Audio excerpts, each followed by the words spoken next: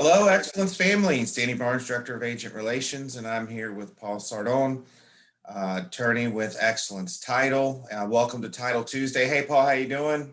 Good, Danny. How are you? Good. We got a great subject today. I get the question a couple times a month, appraisal contingencies in the contract. So let me mute my phone right now and turn it over to Paul. So Paul, I'll take it from there. All right. Thanks, Danny. Yeah, I want to talk about this topic because given today's market and what's going on with the kind of offers that we're seeing, it's a relevant topic because there are a lot of situations where buyers are agreeing to pay above appraised value in order to get a contract signed. So it's important for the listing agents and the buying agents to write in or to use the appraisal contingency to make sure that the terms are outlined correctly. So the best way, I always like to use examples. I can just blabber on legalese here, nobody's going to get it. But we have a deal right now where the offer was for $375,000. The buyer said, I'm willing to pay $10,000 above appraisal. So seller said, okay, no problem. They signed the contract. The agent in the additional terms writes in, buyer agrees to pay up to $10,000 above appraisal. So they do the appraisal comes in at $360. So the buyer says, okay, well, new purchase price is $370. And the seller says, no, I never agreed to sell for less than $375. You just agreed to pay up $10,000 more, but I'm not going down in price. So it's become a dispute as to what the intention was behind it. So there's a couple of ways where this could have been avoided. The first would have been, if you're going to write in the additional terms, and again, I'm here, if you need me to look at something, you can just shoot it over to me by email and I'll look at it before you get it signed. But you have to set parameters, a minimum appraisal and top that the buyer's willing to pay. Because what if the appraisal in this situation had come at 380?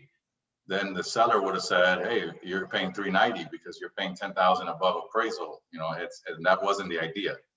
So the way to have avoided this would have been for the agent to write, buyer agrees to pay up to $10,000 above appraised value, provided that the appraisal comes in at a minimum of 365, and in no event will buyer pay more than the agreed upon purchase price of 375,000.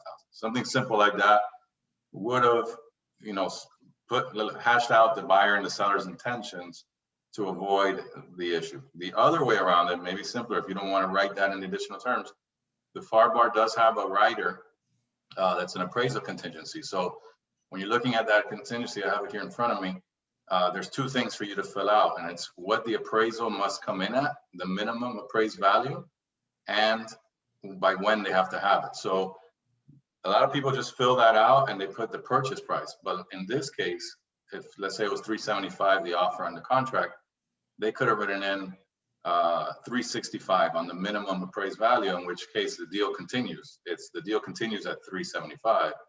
Otherwise, either party has an opportunity to cancel the deal or renegotiate as they see fit.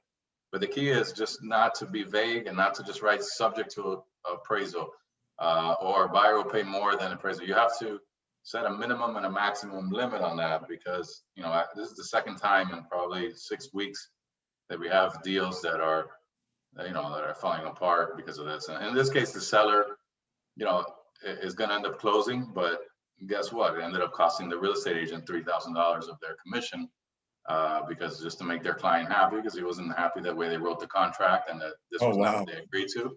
The agent said, hey, listen, I'll make up 3,000 of the $5,000 difference if you're willing to take it. And I advised them, listen, this is not written really in your favor.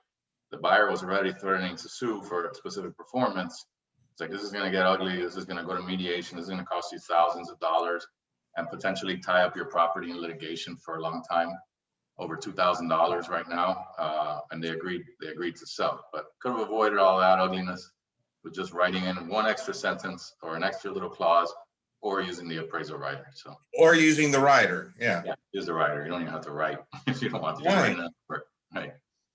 Yeah. So it's it's a crazy market, I know, and it's confusing sometimes with people paying above appraised value and waiving inspections and all the stuff that's going on. And then buyers are going along with a lot of this stuff, but when you get one that pushes back, you need to make sure that, you know, you've protected yourself and your clients legally. So again, you know, if you guys have questions, you're filling out one of these deals where buyer's offering more than the appraised value, you know, you could always shoot it over to me before getting it signed. You don't wait until we're getting our title order and then the contract's already signed. There's nothing I can do at that point. Right. So, you know, you're going to send us a deal and you want me to look at the contract before it gets signed, and you want your clients to speak to me, that's not a problem at all. We're here and I'm happy to do that. That's awesome, man. Good information today. I get that question twice a month. Yeah, especially right now. Right now, that's a hot topic. Yeah. I mean, back when I started it, that wasn't around. Yeah. Yeah. All right. Well, good stuff today, man. Thanks for joining us. And that's a good subject today. Anything else before we take off? No, same thing I was going to say is I appreciate all the support, and you know, hope everybody's happy with us. And if you need anything, we're here to help. That's what we're here for. Awesome. All right. Well, everybody have a good week. Thanks again, Paul. See you in 2 weeks. All right. Thanks, Danny. All right. Everybody take care.